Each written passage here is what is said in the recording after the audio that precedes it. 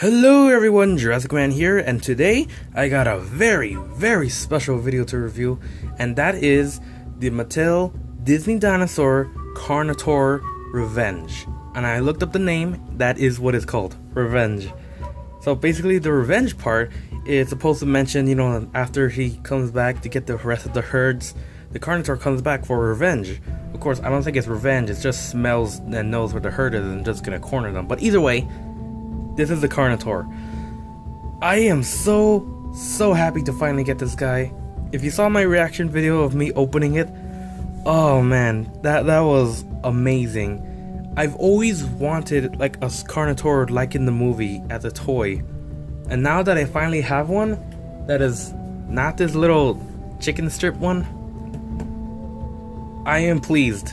I have completed this long search. I remember I had this little T-Rex toy and I used to play with my other Disney dinosaur toys back when I was little, and now that I have the Carnotaur, it's finally complete. Sadly, I did not have those. They're probably somewhere in storage or something, but either way, let's get right to review. Now, as I said earlier, this is a Mattel figure back in 2000, literally 2 years after Kenner's dissolvement. You could say that this is the good comparison between that and this Kenner, old Kenner figures. And if Kenner was still if the dinosaur toys, if you still had this and you got this later, it would go very well. It has an even balance of hard plastic. It's solid, but I also realized that this plastic is actually very soft, as you can see if you look closely. That is hard rubber plastic mix. Its tail is all rubber, all the way from the tip of tail to this little base right here. You can see where the seam line goes. I'm gonna fix that later. And even the head is made of rubber. The seam line ends right here where my thumb is, right in that little line, you can see it. And all that is rubber. Even the jaw is slightly rubber.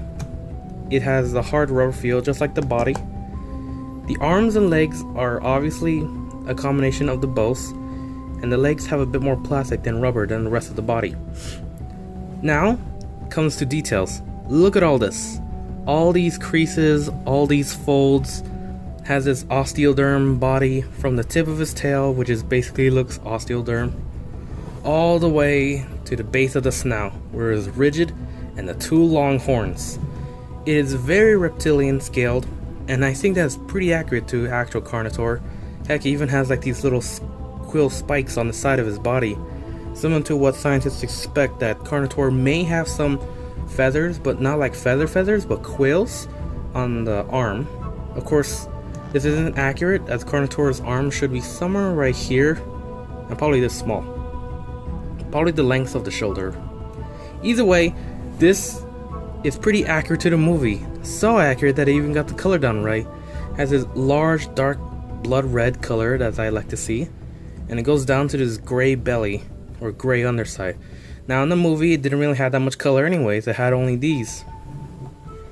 And I am happy to finally have this guy here. And I'm safe to say the guy, because I watched the movie this morning, and there's two of them. There's a small one and the big one, and I'm going to confirm that the big one is the guy.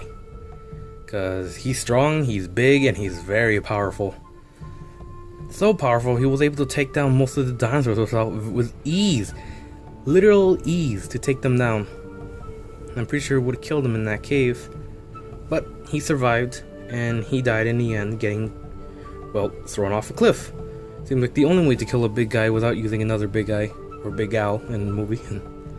Either way, it has a very film accurate look. They probably used this, the CGI as a model. I don't know what goes on in Mattel, but it goes out well.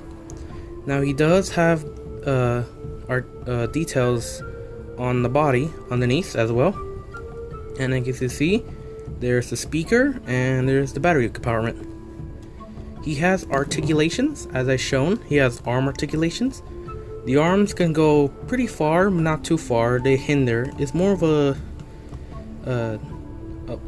what do you call it? It goes halfway degrees. Legs, I'm pretty sure, do the same as well.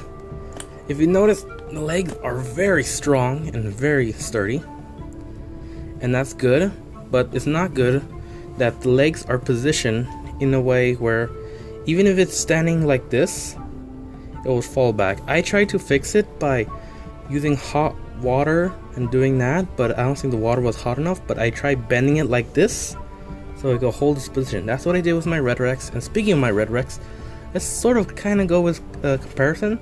I'm gonna skip sounds because I have a very sad news which broke my heart. I'm so sorry, but he does not work. The eBay seller said he worked. I tried so many times and he does not want to work. However, if you want to see how he works, basically you push your thumb right here. It opens his mouth and his eyes would glow, just like the little one, except it's on the back as well.